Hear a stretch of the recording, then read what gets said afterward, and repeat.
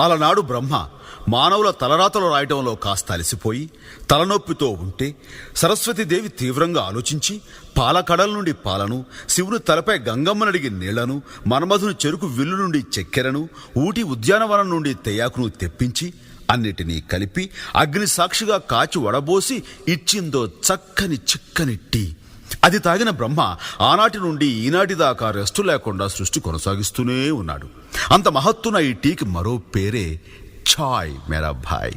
ఈ చాయ్ చరిత్రను నోరారా చెబుతా, నోరూరేలా వినుకోవోయ్. ఆహా. ఆ